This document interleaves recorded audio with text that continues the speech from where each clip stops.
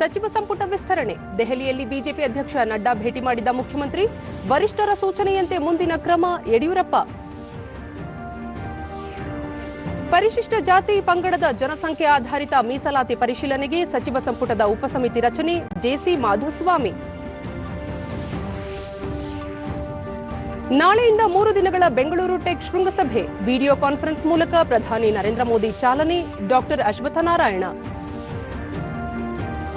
ಹಾಗೂ ಏಡ್ಸ್ ನಿಯಂತ್ರಿಸುವಲ್ಲಿ ಭಾರತ ಯಶಸ್ವಿ. ಕೊರೋನಾ ಬಿಕ್ಕಟ್ಟಿನ ಮಧ್ಯೆ ರೋಗಿಗಳ ಚಿಕಿತ್ಸೆಗೆ ಅಗತ್ಯ ಕ್ರಮ. ಡಾಕ್ಟರ್ ಹರ್ಷವರ್ಧನ್. ವಾರ್ತೆಗಳ ವಿವರ. ಸಚಿವ ಸಂಪುಟ ವಿಸ್ತರಣೆ ಸಂಬಂಧ ಮುಖ್ಯಮಂತ್ರಿ ಯಡಿಯೂರಪ್ಪ ಅವರು ದೆಹಲಿಯಲ್ಲಿಂದು ಬಿಜೆಪಿ ರಾಷ್ಟ್ರೀಯ ಅಧ್ಯಕ್ಷ ಜೆಪಿ ನಡ್ಡಾ ಅವರೊಂದಿಗೆ ಚರ್ಚಿಸಿದರು.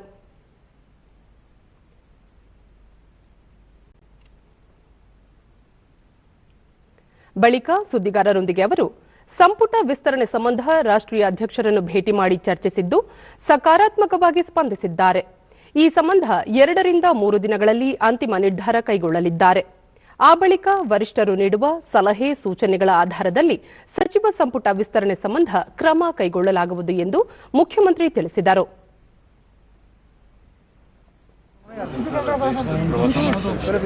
ಕರ್ನಾಟಕಕ್ಕೂ ಮುಂದೆ ತಿಂಗಳು ಬರ್ತೀನಿ 3 ಡೇಸ್ ಅಂತ ಹೇಳಿದ್ದಾರೆ. ಅವರ ಪ್ರವಾಸದಿಂದ ಒಳ್ಳೆಯದಾಗ್ತಾ ಇದೆ. ಮತ್ತೆ ಇವತ್ತು ಭಾರತೀಯ ಜನತಾ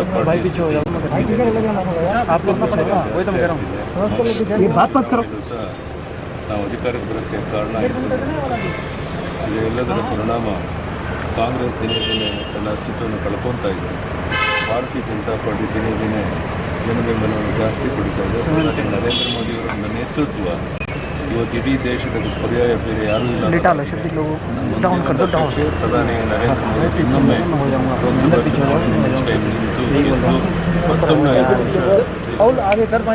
ಅದೆಲ್ಲ ಅಂತಿಮವಾಗಿ ಅವ್ರು ಏನು ತೀರ್ಮಾನ ತಗೊಂತಾರೆ, ಅಮಿತ್ ಶಾ ನಮ್ಮ ನಡ್ಡಾ ಅವರು ಏನು ಡೈರೆಕ್ಷನ್ ಕೊಡ್ತಾರೆ ಅದರ ಆದ್ಮೇಲೆ.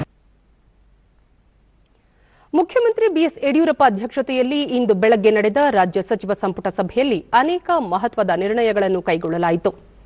ಸಂಪುಟ ಸಭೆಯ ಬಳಿಕ ಮಾಹಿತಿ ನೀಡಿದ ಕಾನೂನು, ಸಂಸದೀಯ ವ್ಯವಹಾರಗಳ ಹಾಗೂ ಸಣ್ಣ ನೀರಾವರಿ ಸಚಿವ ಜೆಸಿ ಮಾಧುಸ್ವಾಮಿ, ಪ್ರಮುಖವಾಗಿ ಮುಂದಿನ ತಿಂಗಳು ಡಿಸೆಂಬರ್ 7 ರಿಂದ 15 ರವರೆಗೆ ರಾಜ್ಯ ವಿಧಾನಮಂಡಲ ಅಧಿವೇಶನ ನಡೆಸಲು ತೀರ್ಮಾನಿಸಲಾಗಿದೆ ಎಂದು ತಿಳಿಸಿದರು. ಅಲ್ಲದೆ ರಾಜ್ಯದಲ್ಲಿ ಪರಿಶಿಷ್ಟ ಜಾತಿ ಮತ್ತು ಪಂಗಡ ಸಮುದಾಯಗಳಿಗೆ ಜನಸಂಖ್ಯೆ ಆಧಾರದ ಮೇಲೆ ಮೀಸಲಾತಿಯನ್ನು ಹೆಚ್ಚಿಸಬೇಕು ಎಂಬ ಬೇಡಿಕೆ ಕುರಿತು ಪರಿಶೀಲನೆ ನಡೆಸಲು ಸಂಪುಟ ಉಪಸಮಿತಿ ರಚಿಸಲು ನಿರ್ಧಾರ ಕೈಗೊಳ್ಳಲಾಯಿತು. ಈ ಸಮಿತಿಯಲ್ಲಿನ ಸದಸ್ಯರ ಕುರಿತು ನಿರ್ಧಾರ ಕೈಗೊಳ್ಳುವ ಅಧಿಕಾರವನ್ನು ಮುಖ್ಯಮಂತ್ರಿಗೆ ನೀಡಲಾಗಿದ್ದು, ಈ ವಾರದಲ್ಲಿ ಅವರು ಸಮಿತಿಯ ನೇಮಕ ಮಾಡಲಿದ್ದಾರೆ ಎಂದು ತಿಳಿಸಿದರು. ಜಲಸಂಪನ್ಮೂಲ ಇಲಾಖೆಯಲ್ಲಿ ಯಾವ ವಿಭಾಗಕ್ಕೆ ಯಾವ ರೀತಿಯ ಮೀಸಲಾತಿ ನೀಡಬಹುದು ಎಂದು ಈ ಸಮಿತಿ ಕೂಲಂಕಷ ಪರಿಶೀಲನೆ ನಡೆಸಿ ಸರ್ಕಾರಕ್ಕೆ ವರದಿ ಸಲ್ಲಿಸಲಿದೆ. ಈ ವರದಿ ಆಧಾರದ ಮೇಲೆ ಸರ್ಕಾರ ನಿರ್ಧಾರ ತೆಗೆದುಕೊಳ್ಳಲಿದೆ ಎಂದು ಸಚಿವರು ಹೇಳಿದರು. ಕೃಷಿ ಸೇವೆಗಳ ನೇಮಕಾತಿಗೆ ಸಹ ಅನುಮೋದನೆ ನೀಡಲಾಗಿದೆ ಮತ್ತು ಜಲಸಂಪನ್ಮೂಲ ಇಲಾಖೆಯಲ್ಲಿ ಕೃಷ್ಣ ಭಾಗ್ಯ ಜಲ ನಿಗಮಕ್ಕೆ 500 ಕೋಟಿ ರೂಪಾಯಿ, ನೀರಾವರಿ ನಿಗಮಕ್ಕೆ 650 ಕೋಟಿ ರೂಪಾಯಿ, ಕಾವೇರಿ ನೀರಾವರಿ ನಿಗಮಕ್ಕೆ 250 ಕೋಟಿ ರೂಪಾಯಿ, ವಿಶ್ವೇಶ್ವರ ಜಲ ನಿಗಮಕ್ಕೆ 250 ಕೋಟಿ ರೂಪಾಯಿ ನೀಡಲಾಗುತ್ತಿದ್ದು, ಹೊರಗಿನಿಂದ ಸಾಲ ಪಡೆಯಲು ಮತ್ತು ಬ್ಯಾಂಕ್ ಖಾತ್ರಿ ನೀಡಲು ಸರ್ಕಾರ ತೀರ್ಮಾನ ಕೈಗೊಂಡಿರುವುದಕ್ಕೆ ಸಂಬಂಧಿಸಿದಂತೆ ಅದಕ್ಕೆ ಘಟನೋತ್ತರ ಅನುಮತಿಯನ್ನು ಸಭೆಯಲ್ಲಿ ನೀಡಲಾಗಿದೆ ಎಂದು ತಿಳಿಸಿದರು. ವಿಜಯನಗರವನ್ನು ಜಿಲ್ಲೆಯಾಗಿ ಘೋಷಿಸಲು ಸಚಿವ ಸಂಪುಟ ಸಭೆಯಲ್ಲಿ ಅನೌಪಚಾರಿಕವಾಗಿ ಒಪ್ಪಿಗೆ ನೀಡಲಾಗಿದ್ದು, ಮುಂಬರುವ ಸಭೆಯಲ್ಲಿ ಈ ಕುರಿತು ವಿವರಣೆ ನೀಡಲಾಗುವುದು ಎಂದು ತಿಳಿಸಿದ ಮಾಧುಸ್ವಾಮಿ, ಮರಾಠ ಸಮುದಾಯ ಅಭಿವೃದ್ಧಿ ನಿಗಮಕ್ಕೂ ಒಪ್ಪಿಗೆ ಸೂಚಿಸಲಾಗಿದೆ. ಅಲ್ಲದೆ ಪ್ರವಾಹ ಬಾಧಿತ ಜಿಲ್ಲೆಗಳಿಗೆ 1,000 ಕೋಟಿ ರೂಪಾಯಿ ಪರಿಹಾರ ನೀಡಲು ಸಚಿವ ಸಂಪುಟ ಸಭೆ ಒಪ್ಪಿಗೆ ಸೂಚಿಸಿದೆ ಎಂದು ಹೇಳಿದರು.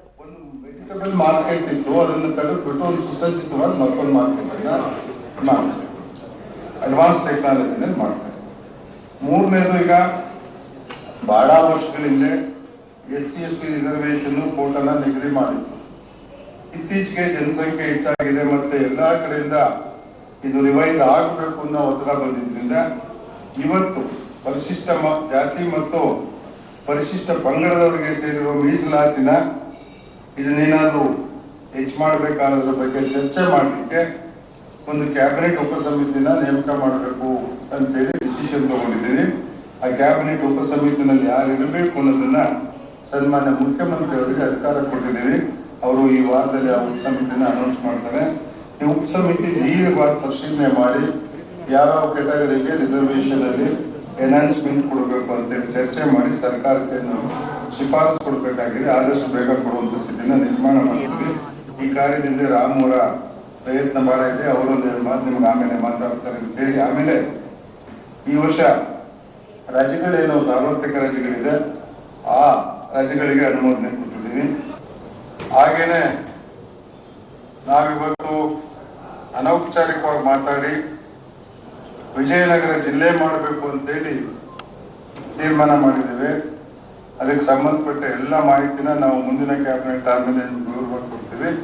ತಾತ್ವಿಕವಾಗಿ ವಿಜಯನಗರ ಜಿಲ್ಲೆನ ಮಾಡಲಿಕ್ಕೆ ನಾವು ಇವತ್ತು ಸಚಿವ ಸಂಪುಟ ಅನುಮೋದನೆಯನ್ನ ಕೊಟ್ಟಿದ್ದೀವಿ. ನಾನು ನಮ್ಮ ಸಚಿವ ಸಂಪುಟ ಇದೇ ಸಂದರ್ಭದಲ್ಲಿ ಅರಣ್ಯ ಸಚಿವ ಆನಂದ್ ಸಿಂಗ್ ವಿಜಯನಗರವನ್ನು ಜಿಲ್ಲೆಯಾಗಿ ಘೋಷಿಸುವುದು ಬಹುದಿನಗಳ ಬೇಡಿಕೆಯಾಗಿದೆ.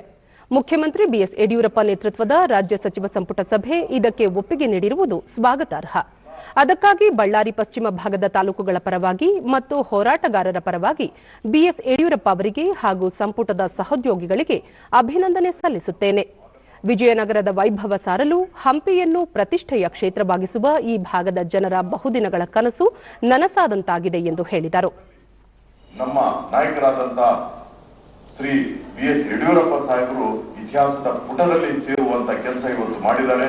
ಅದರಲ್ಲಿ ಯಾವುದೇ ಯಾರನ್ನು ನಾವು ನೋವು ಮಾಡದೆ ಎಲ್ಲರನ್ನು ವಿಶ್ವಾಸಕ್ಕೆ ತಗೊಂಡು ಇವತ್ತು ನಮ್ಮ ಸಚಿವ ಸಂಪುಟದಲ್ಲಿರ್ತಕ್ಕಂಥ ಎಲ್ಲಾ ಸಚಿವರು ಮತ್ತು ಮುಖ್ಯಮಂತ್ರಿಗಳು ಇವತ್ತು ಅದಕ್ಕಿಂತ ಹೆಚ್ಚಾಗಿ ನಮ್ಮ ಜಿಲ್ಲೆಯ ಹಿರಿಯ ನಾಯಕರು ಎಲ್ಲರಿಗೂ ಬೇರೆ ಬೇರೆ ಶಾಸಕರ ಜೊತೆನೂ ಚರ್ಚೆ ಮಾಡಿ ಈ ಒಂದು ತೀರ್ಮಾನ ತಗೊಂಡಿದ್ವಿ. ಇವತ್ತು ಈ ಇತಿಹಾಸದ ಪುಟದಲ್ಲಿ ಸೇರುವಂತ ಕೆಲಸಕ್ಕೆ ನಾವು ಪಶ್ಚಿಮ ಭಾಗದ ತಾಲೂಕಿನ ಎಲ್ಲಾ ಜನರು ಸ್ವಾಗತವನ್ನ ಮಾಡಿ ಅವರಿಗೆ ನಾವು ಧನ್ಯವಾದಗಳನ್ನ ಅರ್ಪಿಸ್ತೇವೆ. ಸಮಾಜ ಕಲ್ಯಾಣ ಖಾತೆ ಸಚಿವ ಬಿ ಶ್ರೀರಾಮುಲು ಜನಸಂಖ್ಯೆ ಆಧಾರದ ಪರಿಶಿಷ್ಟ ಜಾತಿ ಮತ್ತು ಪಂಗಡಕ್ಕೆ ಮೀಸಲಾತಿ ಹೆಚ್ಚಿಸುವ ಸಂಬಂಧ ಬಹುದಿನಗಳ ಬೇಡಿಕೆಗೆ ಸ್ಪಂದಿಸಲಾಗಿದ್ದು, ಈ ಕುರಿತು ಪರಿಶೀಲನೆಗೆ ಸಂಪುಟ ಉಪಸಮಿತಿ ರಚಿಸಲು ನಿರ್ಧಾರ ತೆಗೆದುಕೊಳ್ಳಲಾಗಿದೆ. ನಾಗಮೋಹನ್ ದಾಸ್ ವರದಿಯನ್ವಯ ರಚನೆಗೊಂಡಿರುವ ಈ ಸಮಿತಿ ವರದಿ ಆಧರಿಸಿ ಮೀಸಲು ಹೆಚ್ಚಳ ಬಗ್ಗೆ ನಿರ್ಧರಿಸಲಾಗುತ್ತದೆ ಎಂದರು. ಇದೇ ವೇಳೆ ಅವರು ವಿಜಯನಗರವನ್ನು ಜಿಲ್ಲೆಯನ್ನಾಗಿ ಮಾಡಲು ಸಂಪುಟ ಸಭೆಯಲ್ಲಿ ಒಪ್ಪಿಗೆ ನೀಡಿರುವುದು ಸಹ ಸ್ವಾಗತಾರ್ಹವಾಗಿದೆ ಎಂದು ಹೇಳಿದರು. ಅದಕ್ಕೋಸ್ಕರವಾಗಿ ಇವತ್ತು ಕ್ಯಾಬಿನೆಟ್ ಉಪಸಮಿತಿ ಮಾಡಿ ಸಬ್ ಕಮಿಟಿ ಮಾಡಿ ಇವತ್ತು ಒಂದು ತೀರ್ಮಾನ ಅಂದ್ರೆ ಅದು ಉಪಸಮಿತಿಗೆ ಬಿಟ್ಟುಕೊಟ್ಟಿದೆ. ನಂತರ ದಿನಗಳಲ್ಲಿ ನಾಗಮೋಹನ್ ದಾಸ್ ಕೊಟ್ಟಂತ ವರದಿ ಎಲ್ಲ ಚರ್ಚೆ ಮಾಡಿ ಒಂದು ಅಂತಿಮವಾದಂತಹ ತೀರ್ಮಾನಕ್ಕೆ ನಮ್ಮ ಸರ್ಕಾರ ನಮ್ಮ ಯಡಿಯೂರಪ್ಪ ತಗೊಂತಾರ. ಬಳ್ಳಾರಿ ಜಿಲ್ಲೆಯ ಬಗ್ಗೆ ಅನೇಕ ಗೊಂದಲಗಳಿದ್ದು ಆ ಗೊಂದಲಗಳೆಲ್ಲ ಕೂಡ ಎಲ್ಲರೂ ಶಾಸಕರು ಹೋರಾಟಗಾರರು ಎಲ್ಲ ಕೂಡ ಸೇರಿ ಬಹುದಿನಗಳ ಬೇಡಿಕೆ ನಮ್ಮ ಜಿಲ್ಲೆ ಇವತ್ತು ಏನು ವಿಜಯನಗರ ಜಿಲ್ಲೆ ಆಗಬೇಕು. ಜೊತೆಲಿ ಅಲ್ಲಿ ಇದ್ದಂತ ಒಂದು ಇತಿಹಾಸ ಬಹಳಷ್ಟು ಉತ್ತಮವಾದಂತಹ ಬಹಳಷ್ಟು ಒಂದು ಐತಿಹಾಸಿಕ ಇತಿಹಾಸದ ಕಾರಣ ನಮ್ಮ ಆನಂದ್ ಸಿಂಗ್ ಅವರು ನಮ್ಮೆಲ್ಲರ ಪ್ರಯತ್ನದಿಂದ ಇವತ್ತು ವಿಜಯನಗರ ಕ್ಷೇತ್ರಕ್ಕೆ ಇವತ್ತು ಅಂದ್ರೆ ಇನ್ಫಾರ್ಮಲಿ ಅದು ಚರ್ಚೆ ಆಗಿದೆ. ನಂತರ ನಮ್ಮ ಮುಖ್ಯಮಂತ್ರಿಗಳು ಮತ್ತು ನಮ್ಮ ಸರ್ಕಾರ ಅಂತಿಮವಾದಂತಹ ತೀರ್ಮಾನ. ರಾಜ್ಯದಲ್ಲಿರುವ ಮರಾಠ ಜನತೆಯ ಸರ್ವತೋಮುಖ ಬೆಳವಣಿಗೆಗೆ ಮರಾಠ ಅಭಿವೃದ್ಧಿ ಪ್ರಾಧಿಕಾರ ರಚಿಸಲು ಉದ್ದೇಶಿಸಲಾಗಿದೆ ಎಂದು ಮುಖ್ಯಮಂತ್ರಿ ಬಿಎಸ್ ಯಡಿಯೂರಪ್ಪ ಟ್ವೀಟ್ ಸಂದೇಶದಲ್ಲಿ ತಿಳಿಸಿದ್ದಾರೆ. ಪ್ರಾಧಿಕಾರದ ರಚನೆಗೂ ಮರಾಠಿ ಭಾಷೆಗೂ ಯಾವುದೇ ರೀತಿಯ ಸಂಬಂಧ ಇಲ್ಲ ಎಂದು ಅವರು ಸ್ಪಷ್ಟಪಡಿಸಿದ್ದಾರೆ. ತಲತಲಾಂತರಗಳಿಂದ ಕರ್ನಾಟಕದಲ್ಲಿಯೇ ವಾಸವಾಗಿರುವ ಮರಾಠ ಸಮುದಾಯದ ಸಾಮಾಜಿಕ ಆರ್ಥಿಕ ಅಭಿವೃದ್ಧಿಯಾಗಬೇಕು ಎನ್ನುವ ಆಶಯದಿಂದ ಪ್ರಾಧಿಕಾರವನ್ನು ಸ್ಥಾಪಿಸಲು ನಿರ್ಧರಿಸಲಾಗಿದೆ ಎಂದು ಮುಖ್ಯಮಂತ್ರಿ ಹೇಳಿದ್ದಾರೆ. ಯಾವುದೇ ವೈಜ್ಞಾನಿಕ ಅಧ್ಯಯನಗಳಿಲ್ಲದೆ ಜಾತಿ ಆಧಾರಿತ ನಿಗಮ ಪ್ರಾಧಿಕಾರ ಸ್ಥಾಪನೆ ಸಮಾಜ ವಿರೋಧಿ ಮಾತ್ರವಲ್ಲ, ಪ್ರಜಾಪ್ರಭುತ್ವ ವಿರೋಧಿ ತೀರ್ಮಾನವಾಗಿದೆ. ಚುನಾವಣೆಗಳನ್ನು ಸಾಧನೆಯ ಬಲದಿಂದ ಗೆಲ್ಲಲಾಗದ ರಾಜ್ಯದ ಬಿಜೆಪಿ ಸರ್ಕಾರ ಇಂತಹ ಅಗ್ಗದ ತಂತ್ರ ಕುತಂತ್ರಗಳನ್ನು ಮಾಡಿ ಸಮಾಜವನ್ನು ಒಡೆಯಲು ಮುಂದಾಗಿದೆ ಎಂದು ವಿಧಾನಸಭೆಯ ವಿರೋಧ ಪಕ್ಷದ ನಾಯಕ ಸಿದ್ದರಾಮಯ್ಯ ಟ್ವಿಟರ್ನಲ್ಲಿ ಟೀಕಿಸಿದ್ದಾರೆ. ಗಡಿ ಭಾಗದಲ್ಲಿ ಕನ್ನಡ ಮತ್ತು ಮರಾಠಿಗರ ನಡುವೆ ಆಗಾಗ ಸಂಘರ್ಷ ನಡೆದರೂ ರಾಜ್ಯಾದ್ಯಂತ ಎರಡೂ ಸಮುದಾಯಗಳು ಸೌಹಾರ್ದತೆಯಿಂದ ಬದುಕುತ್ತಿವೆ. ಸರ್ಕಾರ ಮರಾಠ ಅಭಿವೃದ್ಧಿ ಪ್ರಾಧಿಕಾರ ಘೋಷಿಸಿ ಅನಗತ್ಯವಾಗಿ ಕನ್ನಡಿಗರನ್ನು ಕೆರಳಿಸುವ ಪ್ರಯತ್ನ ಮಾಡುತ್ತಿದೆ. ಇದರಿಂದ ರಾಜ್ಯದಲ್ಲಿ ಶಾಂತಿ ಸುವ್ಯವಸ್ಥೆಗೆ ಭಂಗ ಉಂಟಾದಲ್ಲಿ ಮುಖ್ಯಮಂತ್ರಿಗಳೇ ಹೊಣೆ ಹೊರಬೇಕು ಎಂದು ಅವರು ತಿಳಿಸಿದ್ದಾರೆ. ಬಡತನ ನಿರ್ಮೂಲನೆ ಕಾರ್ಯಕ್ರಮಗಳಿಗೆ ವೈಜ್ಞಾನಿಕವಾದ ಅಧ್ಯಯನ ಆಧಾರವಾಗಬೇಕು. ಮುಖ್ಯಮಂತ್ರಿಗಳು ಬಡತನ ನಿರ್ಮೂಲನೆಯ ಪ್ರಾಮಾಣಿಕ ಕಾಳಜಿ ಹೊಂದಿದ್ದರೆ ಈಗಾಗಲೇ ಅವರ ಮುಂದಿರುವ ಸಾಮಾಜಿಕ ಮತ್ತು ಶೈಕ್ಷಣಿಕ ಸಮೀಕ್ಷೆಯ ವರದಿಯನ್ನು ಒಪ್ಪಿಕೊಂಡು ಕಾರ್ಯಕ್ರಮಗಳನ್ನು ರೂಪಿಸಬೇಕು ಎಂದು ಟ್ವಿಟರ್ ಸಂದೇಶದಲ್ಲಿ ಒತ್ತಾಯಿಸಿದ್ದಾರೆ. ಬೆಂಗಳೂರಿನಲ್ಲಿ ನಾಳೆ ಆರಂಭವಾಗಲಿರುವ 3 ದಿನಗಳ ಬೆಂಗಳೂರು ಟೆಕ್ ಶೃಂಗಸಭೆಯ ಪೂರ್ವ ಸಿದ್ಧತೆಗಳ ಕುರಿತು ಉಪಮುಖ್ಯಮಂತ್ರಿ ಡಾ ಸಿಎನ್ ಅಶ್ವತ್ಥನಾರಾಯಣ ಅವರು ಇಂದು ಪರಿಶೀಲಿಸಿದರು. ನಂತರ ಅವರು ಶೃಂಗಸಭೆಯನ್ನು ಪ್ರಧಾನಿ ನರೇಂದ್ರ ಮೋದಿ ಅವರು ವಿಡಿಯೋ ಕಾನ್ಫರೆನ್ಸಿಂಗ್ ಮೂಲಕ ಉದ್ಘಾಟಿಸಲಿದ್ದು, ವಿವಿಧ ದೇಶಗಳ ಮಾಹಿತಿ ಮತ್ತು ವಿದ್ಯುನ್ಮಾನ ತಜ್ಞರನ್ನು ಉದ್ದೇಶಿಸಿ ಮಾತನಾಡಲಿದ್ದಾರೆ ಎಂದರು. 1999ರಲ್ಲಿ ಅಂದಿನ ಪ್ರಧಾನಿ ವಾಜಪೇಯಿ ಅವರು ಟೆಕ್ ಸಭೆಯನ್ನು ಉದ್ಘಾಟಿಸಿದ್ದರು. ಆ ಬಳಿಕ ನರೇಂದ್ರ ಮೋದಿ ಅವರು ರಾಜ್ಯದಲ್ಲಿ ಟೆಕ್ ಸಭೆಯನ್ನು ಉದ್ಘಾಟಿಸುತ್ತಿರುವುದು ವಿಶೇಷವಾಗಿದೆ. ಮಾಹಿತಿ ತಂತ್ರಜ್ಞಾನ ಹಾಗೂ ವಿದ್ಯುನ್ಮಾನ, ಜೈವಿಕ ತಂತ್ರಜ್ಞಾನ ಕ್ಷೇತ್ರದಲ್ಲಿನ ನಾವೀನ್ಯತೆ ಮತ್ತು ಪ್ರಮುಖ ತಂತ್ರಜ್ಞಾನಗಳ ಕುರಿತು ಸಭೆಯಲ್ಲಿ ಚರ್ಚೆಗಳು ನಡೆಯಲಿವೆ. ಇದರಿಂದ ರಾಜ್ಯದ ತಂತ್ರಜ್ಞಾನದ ಸಾಧನೆಗಳು ಮತ್ತು ನಾವೀನ್ಯತೆಗಳು ವಿಶ್ವಕ್ಕೆ ಪರಿಚಯವಾಗಲಿವೆ ಎಂದು ತಿಳಿಸಿದರು. ಸಭೆಯಲ್ಲಿ ಆಸ್ಟ್ರೇಲಿಯಾ ಪ್ರಧಾನಮಂತ್ರಿ ಸ್ಕಾಟ್ ಮಾರಿಸನ್, ಸ್ವಿಸ್ ಒಕ್ಕೂಟದ ಉಪಾಧ್ಯಕ್ಷ ಗೈ ಪಾರ್ಮೆಲಿನ್, ಮುಖ್ಯಮಂತ್ರಿ ಯಡಿಯೂರಪ್ಪ, ಕೇಂದ್ರ ಕಾನೂನು ಸಚಿವ ರವಿಶಂಕರ್ ಪ್ರಸಾದ್, ಉದ್ಯಮದ ನಾಯಕರು, ತಂತ್ರಜ್ಞರು, ಸಂಶೋಧಕರು, ನಾವೀನ್ಯಕಾರರು, ಹೂಡಿಕೆದಾರರು, ನೀತಿ ನಿರೂಪಕರು ಮತ್ತು ಭಾರತ ಸೇರಿದಂತೆ ಪ್ರಪಂಚದಾದ್ಯಂತದ ಶಿಕ್ಷಣ ತಜ್ಞರು ಸಹ 3 ದಿನಗಳ ಶೃಂಗಸಭೆಯಲ್ಲಿ ಭಾಗವಹಿಸಲಿದ್ದಾರೆ ಎಂದು ಮಾಹಿತಿ ನೀಡಿದರು. ಜೊತೆಯಲ್ಲಿನೇ ನಮ್ಮ ಆಸ್ಟ್ರೇಲಿಯಾದ ಪ್ರಧಾನಮಂತ್ರಿಗಳಾದಂಥ Scott Morrison, his excellency Scott Morrison ಅವರು ಸಹ ಈ ಉದ್ಘಾಟನಾ ಕಾರ್ಯಕ್ರಮದಲ್ಲಿ ಭಾಗವಹಿಸಿದ್ದಾರೆ. ಅದೇ ರೀತಿ vice president Guy Parmelin, vice president of Switzerland ಅವರನ್ನು ಈ ಕಾರ್ಯಕ್ರಮದಲ್ಲಿ ಭಾಗವಹಿಸ್ತಾ ಇದ್ದಾರೆ.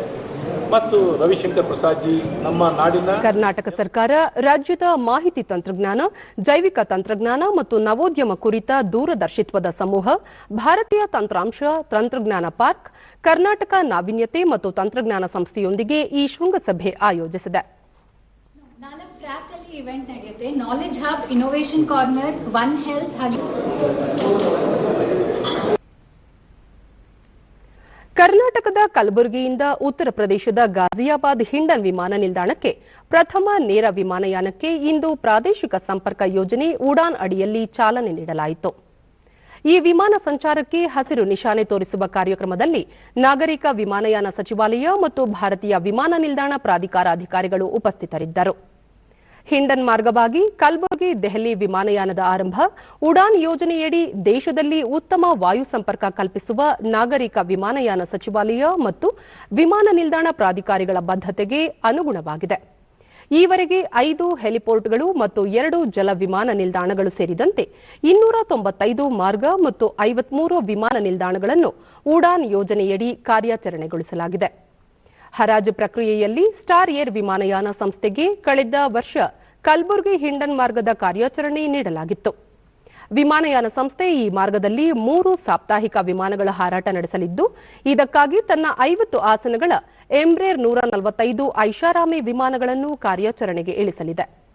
ಕಲಬುರಗಿ ನಗರದಿಂದ 13.8 ಕಿಲೋಮೀಟರ್ ದೂರದಲ್ಲಿರುವ ಕಲಬುರಗಿ ವಿಮಾನ ನಿಲ್ದಾಣವನ್ನು ಉಡಾನ್ ಅಡಿಯಲ್ಲಿ 2 ಮತ್ತು 3ನೇ ಹಂತದ ನಗರಗಳಿಗೆ ವಾಯುಯಾನ ಸಂಪರ್ಕ ಒದಗಿಸಲು ಅಣಿಗೊಳಿಸಲಾಗಿದೆ.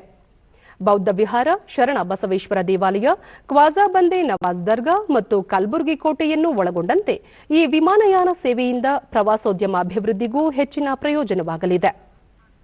ಜೊತೆಗೆ ಬೀದರ್, ಸೋಲಾಪುರ, ಬಿಜಾಪುರ, ಉಸ್ಮಾನಾಬಾದ್, ಲಾಥೂರ್, ಯಾದಗಿರಿಯ ಪ್ರಯಾಣಿಕರಿಗೂ ಇದರಿಂದ ಉಪಯೋಗವಾಗಲಿದೆ.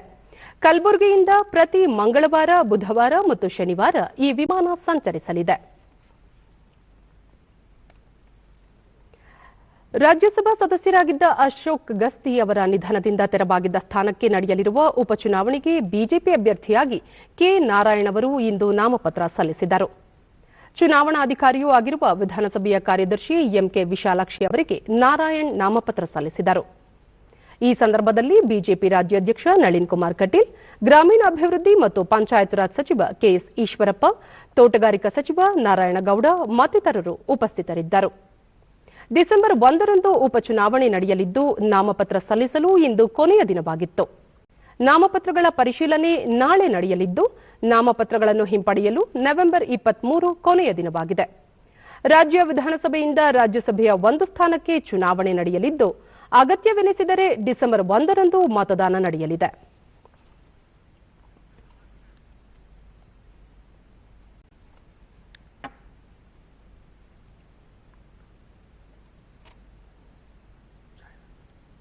ಬೆಂಗಳೂರಿನಲ್ಲಿ ಕೋವಿಡ್-19 ಮರಣ ಪ್ರಮಾಣ ಶೇಕಡ 1.1ರಷ್ಟಿದ್ದು ದೇಶದ ಇತರ ಮಹಾನಗರಗಳಿಗೆ ಹೋಲಿಸಿದರೆ ಅತ್ಯಂತ ಕನಿಷ್ಠವಾಗಿದೆ ಎಂದು ವೈದ್ಯಕೀಯ ಶಿಕ್ಷಣ ಸಚಿವ ಡಾ ಕೆ ಸುಧಾಕರ್ ಹೇಳಿದ್ದಾರೆ.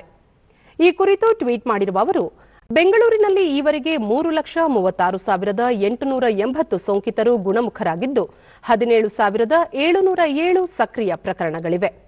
ನಗರದ ಚೇತರಿಕೆ ಪ್ರಮಾಣ ಶೇಕಡ 93.94ರಷ್ಟಿದ್ದರೆ ಸಕ್ರಿಯ ಪ್ರಮಾಣ ಶೇಕಡ 4.93ರಷ್ಟಿದೆ ಎಂದು ತಿಳಿಸಿದ್ದಾರೆ. ದೇಶದ ಇತರ ಮಹಾನಗರಗಳಾದ ಅಹಮದಾಬಾದ್ ಮತ್ತು ಮುಂಬೈನಲ್ಲಿ ಕ್ರಮವಾಗಿ ಶೇಕಡ 4 ಮತ್ತು 3.1ರಷ್ಟು ಮರಣ ಪ್ರಮಾಣವಿದ್ದರೆ ಕೋಲ್ಕತ್ತಾ, ಸೂರತ್, ಪುಣೆಯಲ್ಲಿ ಶೇಕಡ 2ಕ್ಕಿಂತಲೂ ಅಧಿಕವಾಗಿದೆ.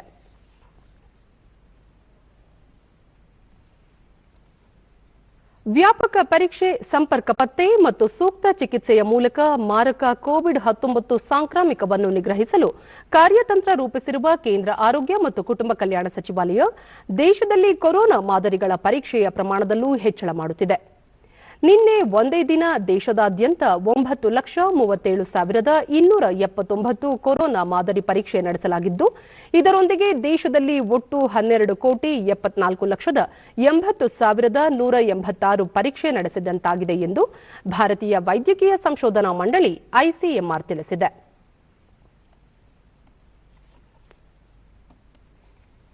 ಕೋವಿಡ್-19 ರೋಗಿಗಳ ಚಿಕಿತ್ಸೆಗೆ ಕಾನ್ಸಲಸೆಂಟ್ ಪ್ಲಾಸ್ಮಾ ಚಿಕಿತ್ಸೆಯನ್ನು ವಿವೇಚನೆಯಿಲ್ಲದೆ ಬಳಸುವುದು ಸೂಕ್ತವಲ್ಲ ಎಂದು ಭಾರತೀಯ ವೈದ್ಯಕೀಯ ಸಂಶೋಧನಾ ಮಂಡಳಿ ಐಸಿಎಂಆರ್ ಸಲಹೆ ಮಾಡಿದೆ. ಕೋವಿಡ್-19 ಸೋಂಕು ಇರುವ ಪ್ರಕರಣಗಳ ಚಿಕಿತ್ಸೆಯಲ್ಲಿ ಪ್ಲಾಸ್ಮಾ ಬಳಕೆ ಕುರಿತಂತೆ 39 ಸಾರ್ವಜನಿಕ ಮತ್ತು ಖಾಸಗಿ ಆಸ್ಪತ್ರೆಗಳಲ್ಲಿ ಮುಕ್ತ ಲೇಬಲ್ ಹಂತ 2ರಲ್ಲಿ ಅನಾವಶ್ಯಕ ಪ್ರಯೋಗವನ್ನು ನಡೆಸಲಾಗಿದೆ ಎಂದು ಐಸಿಎಂಆರ್ ಹೇಳಿದೆ. ಕೊರೋನಾ ಸಂಕಷ್ಟದ ಸಮಯದಲ್ಲೂ ಭಾರತ ಎಚ್ಐವಿ ಮತ್ತು ಏಡ್ಸ್ ರೋಗಿಗಳ ಬಗ್ಗೆ ಗಮನ ಹರಿಸಿದ್ದು, ಏಡ್ಸ್ ಮುಕ್ತ ವಿಶ್ವದತ್ತ ಹಾಕುತ್ತಿದ್ದೇವೆ ಮತ್ತು ಅದಕ್ಕೆ ಅಗತ್ಯವಾದ ಕ್ರಮ ಕೈಗೊಂಡಿದ್ದೇವೆ ಎಂದು ಕೇಂದ್ರ ಆರೋಗ್ಯ ಮತ್ತು ಕುಟುಂಬ ಕಲ್ಯಾಣ ಸಚಿವ ಡಾ ಹರ್ಷವರ್ಧನ್ ಹೇಳಿದ್ದಾರೆ. ಎಚ್ಐವಿ ಏಡ್ಸ್ ಕುರಿತ ಅಂತಾರಾಷ್ಟ್ರೀಯ ಸಮ್ಮೇಳನ ಉದ್ದೇಶಿಸಿ ಅವರು, ಭಾರತ ಎಚ್ಐವಿ ಸೋಂಕು ಹೆಚ್ಚಾಗದಂತೆ ನಿಯಂತ್ರಿಸುವುದರ ಜೊತೆಗೆ ಏಡ್ಸ್ ಸಾವಿನ ಪ್ರಮಾಣವನ್ನು ತಗ್ಗಿಸುವಲ್ಲಿಯೂ ಯಶಸ್ಸು ಸಾಧಿಸಿದೆ ಎಂದು ಹೇಳಿದರು. Where multiple stakeholders have come together and worked cohesively towards a common goal.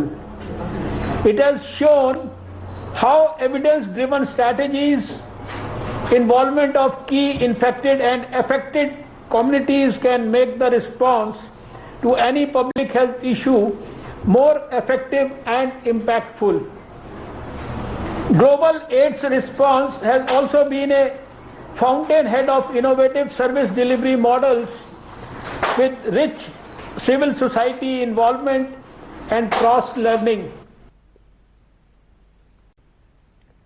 ಯುವಕರಿಗೆ ಕೌಶಲ್ಯ ವರ್ಧನೆ ಮತ್ತು ಉದ್ಯೋಗಾವಕಾಶ ಹೆಚ್ಚಿಸುವಂತಹ ನಾವೀನ್ಯಪೂರ್ಣ ಶಿಕ್ಷಣ ದೇಶದಲ್ಲಿ ಜ್ಞಾನಾಧಾರಿತ ಉದ್ಯಮ ಸ್ಥಾಪನೆಗೆ ಕಾರಣವಾಗಲಿದ್ದು, ಅದು ದೇಶದ ಆರ್ಥಿಕ ಅಭಿವೃದ್ಧಿಗೆ ಕೊಡುಗೆ ನೀಡುತ್ತದೆ ಎಂದು ರಾಷ್ಟ್ರಪತಿ ರಾಮನಾಥ್ ಕೋವಿಂದ್ ಅಭಿಪ್ರಾಯಪಟ್ಟಿದ್ದಾರೆ. ದೆಹಲಿಯ ಜವಾಹರಲಾಲ್ ನೆಹರು ವಿಶ್ವವಿದ್ಯಾಲಯದ 2020ನೇ ಸಾಲಿನ ಘಟಿಕೋತ್ಸವದಲ್ಲಿ ವರ್ಚುವಲ್ ಮೂಲಕ ಪಾಲ್ಗೊಂಡ ಅವರು, ಜೆಎನ್ಯು ಈ ಕಾರ್ಯ ಮಾಡುತ್ತಿದೆ. ದೇಶದ ಪ್ರತಿಷ್ಠಿತ ವಿಶ್ವವಿದ್ಯಾಲಯಗಳಲ್ಲಿ ಒಂದಾಗಿರುವ ಈ ವಿಶ್ವವಿದ್ಯಾಲಯ ದೇಶದ ವಿವಿಧ ಭಾಗಗಳಿಂದ ಮತ್ತು ವಿದೇಶಗಳ ವಿದ್ಯಾರ್ಥಿಗಳನ್ನು ಆಕರ್ಷಿಸುತ್ತಿದೆ. 35 ದೇಶಗಳ ವಿದ್ಯಾರ್ಥಿಗಳು ಇಲ್ಲಿ ಪ್ರವೇಶ ಪಡೆದಿದ್ದಾರೆ ಎಂದರು.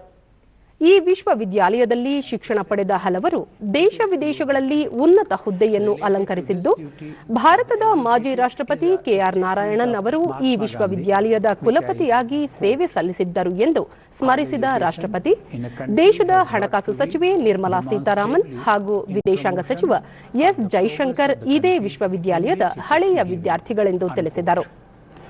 I urge upon all of you to always remember the debt we owe to our society and the nation.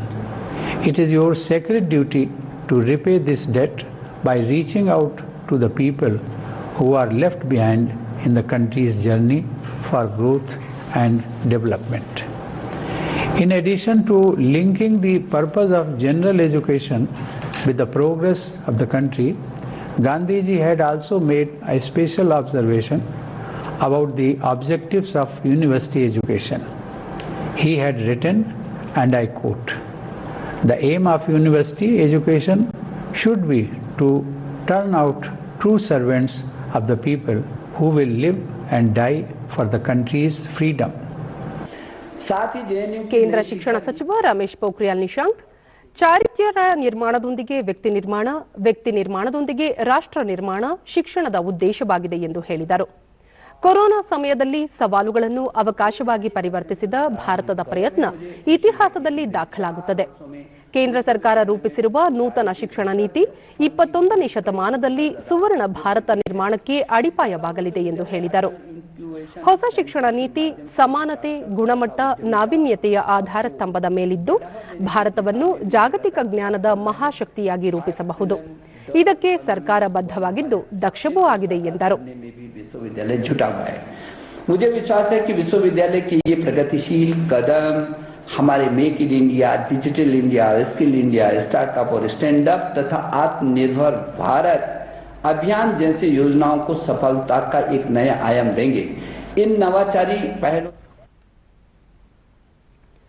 ಭಾರತದ ಪವಿತ್ರ ಸಂವಿಧಾನ ಇರುವುದು ಕೇವಲ ಸರ್ಕಾರ ಮತ್ತು ಅಧಿಕಾರಿಗಳಿಗೆ ಮಾತ್ರವಲ್ಲ.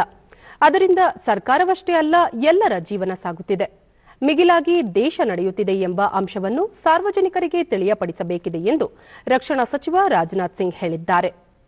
ರಾಷ್ಟ್ರೀಯ ಸಂವಿಧಾನ ದಿನದ ಪೂರ್ವಭಾವಿಯಾಗಿ ಯೂತ್ ಕ್ಲಬ್ ಚಟುವಟಿಕೆಗೆ ಚಾಲನೆ ನೀಡಿದ ಅವರು, ನಮ್ಮ ಸಂವಿಧಾನ ನಮಗೆ ವೈವಿಧ್ಯತೆಯಲ್ಲಿ ಏಕತೆ, ಅಖಂಡತೆಯ ನೀತಿಯೊಂದಿಗೆ ಒಂದಾಗಿರಿ ಮತ್ತು ಉದಾತ್ತರಾಗಿರಿ ಎಂಬುದನ್ನು ಕಲಿಸುತ್ತದೆ ಎಂದರು.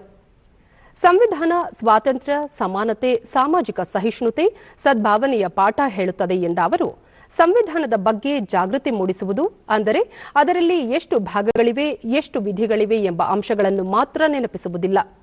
ನಾಗರಿಕರ ಜವಾಬ್ದಾರಿ, ಹಕ್ಕುಗಳ ಬಗ್ಗೆ ತಿಳಿಸಿ ವ್ಯಾವಹಾರಿಕ ರೂಪದಲ್ಲಿ ಇದರ ಬಗ್ಗೆ ಜಾಗೃತಿ ಮೂಡಿಸುವಂತಾಗಬೇಕು ಎಂದರು. ಸಂವಿಧಾನವನ್ನು ಅಂಗೀಕರಿಸಿದ ನವೆಂಬರ್ 26ರಂದು ಪ್ರತಿ ವರ್ಷ ಸಂವಿಧಾನ ದಿನ ಆಚರಿಸಲಾಗುತ್ತದೆ. 1950ರ ಜನವರಿ 26ರಂದು ಅದು ಜಾರಿಗೆ ಬಂದಿದೆ. स्वतंत्रता, समानता, सामाजिक समरसता और सद्भावना, मैं ये मानता हूं कि इसके मूल स्तंभ हैं और इसकी प्रस्तावना का पहला शब्द यानी हम अपने आप में बहुत कुछ कह देता है और इस भावनाओं को हमें समझना और लोगों को समझाना भी है. यह हमारी जिम्मेदारी है. नए भारत के निर्माण में यह आवश्यक और बहुत ही एक महत्वपूर्ण कदम होगा.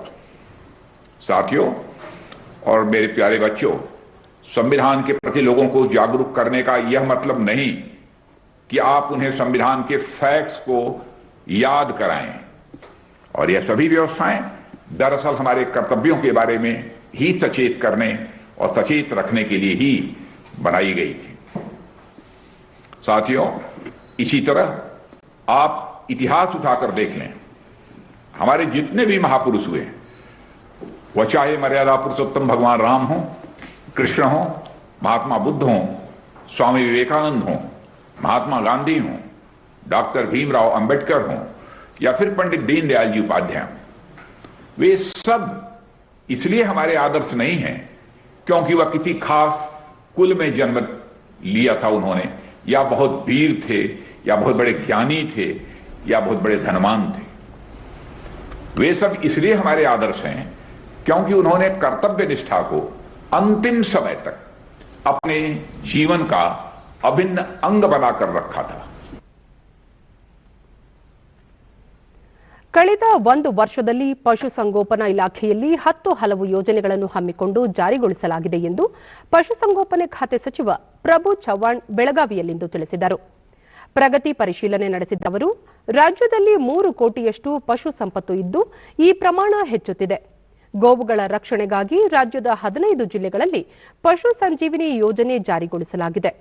ಉಳಿದ 12 ಜಿಲ್ಲೆಗಳಲ್ಲೂ ಶೀಘ್ರ ಜಾರಿಗೊಳಿಸಲಾಗುವುದು. ರಾಜ್ಯದಲ್ಲಿ ಮೊದಲ ಬಾರಿಗೆ ಪ್ರಾಣಿ ಕಲ್ಯಾಣ ಮಂಡಳಿ ಆರಂಭಿಸಲಾಗಿದ್ದು ಗೋವುಗಳ ರಕ್ಷಣೆಗೆ ಹೆಚ್ಚಿನ ಆದ್ಯತೆ ನೀಡಲಾಗಿದೆ. ಕಲ್ಯಾಣ ಕರ್ನಾಟಕದಲ್ಲಿ ಮೊದಲ ಬಾರಿಗೆ ಪಶು ಮೇಳ ಆರಂಭಿಸುವ ಮೂಲಕ ರೈತರಿಗೆ ಅನುಕೂಲ ಕಲ್ಪಿಸಲಾಗಿದೆ. ಹಲವು ಕಡೆ ಇದ್ದ ಇಲಾಖೆಯನ್ನು ಒಂದೇ ಕಡೆ ಆರಂಭಿಸಿ ಪರಸ್ಪರ ಸಹಕಾರ ಮತ್ತು ಸಂಯೋಜನೆಯೊಂದಿಗೆ ಕೆಲಸ ಮಾಡುವ ವ್ಯವಸ್ಥೆ ಕಲ್ಪಿಸಲಾಗಿದೆ ಎಂದು ಸಚಿವರು ಮಾಹಿತಿ ನೀಡಿದರು. ಮಾಡಿ ಮಾಡ್ತಾರೆ. ಈ ಕರ್ನಾಟಕ ಇತಿಹಾಸದಲ್ಲಿ ಫಸ್ಟ್ ಕೆಲಸ ನಾವು ಮಾಡಿದೀವಿ. ಆಮೇಲೆ ಸೆಕೆಂಡ್ ಕರ್ನಾಟಕ ರಾಜ್ಯ ಪ್ರಾಣಿ ಕಲ್ಯಾಣ ಮಂಡಳಿ, ಈ ಕೂಡ ಹಿಂದೆ ಆಗಿಲ್ಲ. ಪ್ರಾಣಿ ಕಲ್ಯಾಣ ಮಂಡಳಿ ಕೂಡ ನಾನು ಸ್ಥಾಪನೆ ಮಾಡಿದೀವಿ. ಎಲ್ಲ ಡೈರೆಕ್ಟರ್ ಕೂಡ ನೇಮಕಾತಿ ಮಾಡಿದೀವಿ. ಆಮೇಲೆ ನಮ್ಮ 4000 ಹಾಸ್ಪಿಟಲ್ ಸ್ಟೇಟ್ನಲ್ಲಿ ಹಾಸ್ಪಿಟಲ್ ಸ್ವಚ್ಛ ಆಗಬೇಕು, ಕ್ಲೀನ್ ಆಗಬೇಕು. ಅದಕ್ಕಾಗಿ 30,000 ಗಿಡ ನಾನು 1 ಡೇ ಮಾಡಿದ್ವಿ.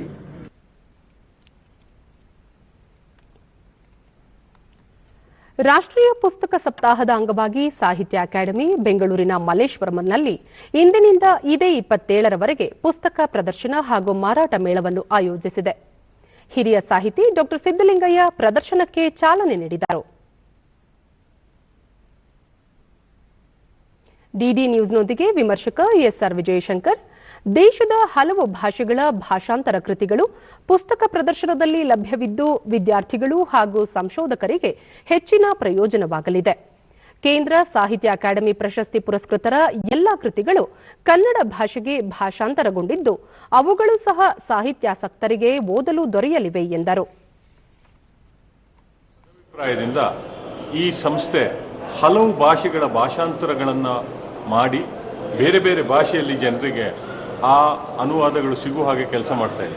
ಬಹುಶಃ ಯಾವುದೇ ಒಬ್ಬ ರಿಸರ್ಚ್ ಸ್ಕಾಲರ್ಗೆ ಅಥವಾ ಯಾವುದೇ ಒಬ್ಬ ವಿಶೇಷವಾಗಿ ಅಧ್ಯಯನದಲ್ಲಿ ಆಸಕ್ತಿ ಉಳ್ಳವನಿಗೆ ಸಾಹಿತ್ಯದ ಅಭ್ಯಾಸಿಗೆ ಸಾಹಿತ್ಯ ಅಕಾಡೆಮಿಯಲ್ಲಿ ಸಿಗುವಷ್ಟು ವೈವಿಧ್ಯಮಯವಾದಂಥ ಪುಸ್ತಕಗಳು ಇವತ್ತು ಬೇರೆ ಕಡೆ ಸಿಗೋದಕ್ಕೆ ಸಾಧ್ಯ ಇಲ್ಲ. ಭಾರತದ ಎಲ್ಲ ಭಾಷೆಗಳಿಂದ ಇನ್ನೆಲ್ಲ ಭಾಷೆಗಳಿಗೂ ಅನುವಾದ ಆಗುವಂತಹ ಒಂದು ಕಾರ್ಯಕ್ರಮವನ್ನು ಕೂಡ ಈ ಅಕಾಡೆಮಿ ಹೊಂದಿಕೊಂಡಿದೆ. ಇನ್ನು ಹವಾವರ್ತಮಾನ.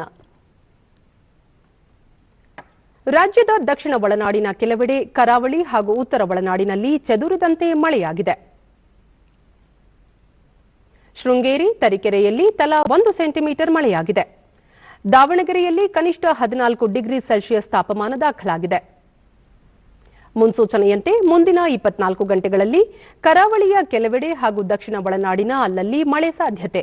ಒಳನಾಡಿನಲ್ಲಿ ಒಣಹವೆ ಮುಂದುವರಿಯಲಿದೆ. ಕರಾವಳಿ ತೀರದಲ್ಲಿ 45ರಿಂದ 50 ಕಿಲೋಮೀಟರ್ ಮೇಲ್ಮೈ ಗಾಳಿ ಬೀಸಲಿದ್ದು ಮೀನುಗಾರರು ಸಮುದ್ರಕ್ಕಿಳಿಯದಂತೆ ಮುನ್ನೆಚ್ಚರಿಕೆ ನೀಡಲಾಗಿದೆ. ಬೆಂಗಳೂರು ಸುತ್ತಮುತ್ತ ಸಾಮಾನ್ಯವಾಗಿ ಮೋಡ ಕವಿದ ವಾತಾವರಣ, ಕೆಲವೆಡೆ ಮಳೆ ನಿರೀಕ್ಷೆ. ಬೆಳಗಿನ ವೇಳೆ ಕೆಲವೆಡೆ ಮಂಜು ಮುಸುಕಿದ ವಾತಾವರಣ ಸಾಧ್ಯತೆ. ಗರಿಷ್ಠ ತಾಪಮಾನ 27 ಹಾಗೂ ಕನಿಷ್ಠ 19 ಡಿಗ್ರಿ ಸೆಲ್ಸಿಯಸ್ ದಾಖಲು ಸಂಭವ. ಕೊನೆಯಲ್ಲಿ ಮತ್ತೊಮ್ಮೆ ಮುಖ್ಯಾಂಶಗಳು. ಸಚಿವ ಸಂಪುಟ ವಿಸ್ತರಣೆ. ದೆಹಲಿಯಲ್ಲಿ ಬಿಜೆಪಿ ಅಧ್ಯಕ್ಷ ನಡ್ಡಾ ಭೇಟಿ ಮಾಡಿದ ಮುಖ್ಯಮಂತ್ರಿ. ವರಿಷ್ಠರ ಸೂಚನೆಯಂತೆ ಮುಂದಿನ ಕ್ರಮ, ಯಡಿಯೂರಪ್ಪ. ಪರಿಶಿಷ್ಟ ಜಾತಿ ಪಂಗಡದ ಜನಸಂಖ್ಯೆ ಆಧಾರಿತ ಮೀಸಲಾತಿ ಪರಿಶೀಲನೆಗೆ ಸಚಿವ ಸಂಪುಟದ ಉಪಸಮಿತಿ ರಚನೆ. ಜೆಸಿ ಮಾಧುಸ್ವಾಮಿ. ನಾಳೆಯಿಂದ 3 ದಿನಗಳ ಬೆಂಗಳೂರು ಟೆಕ್ ಶೃಂಗಸಭೆ. ವಿಡಿಯೋ ಕಾನ್ಫರೆನ್ಸ್ ಮೂಲಕ ಪ್ರಧಾನಿ ನರೇಂದ್ರ ಮೋದಿ ಚಾಲನೆ. ಡಾಕ್ಟರ್ ಅಶ್ವತ್ಥನಾರಾಯಣ. ಹಾಗೂ ಏಡ್ಸ್ ನಿಯಂತ್ರಿಸುವಲ್ಲಿ ಭಾರತ ಯಶಸ್ವಿ. ಕೊರೋನಾ ಬಿಕ್ಕಟ್ಟಿನ ಮಧ್ಯೆ ರೋಗಿಗಳ ಚಿಕಿತ್ಸೆಗೆ ಅಗತ್ಯ ಕ್ರಮ. ಡಾಕ್ಟರ್ ಹರ್ಷವರ್ಧನ್. ನಮ್ಮ ವಾರ್ತಾ ಪ್ರಸಾರವನ್ನು ನೀವು ಡಿಡಿ ಚಂದನ ನ್ಯೂಸ್ ಯೂಟ್ಯೂಬ್ ಚಾನೆಲ್ನಲ್ಲೂ ವೀಕ್ಷಿಸಬಹುದು.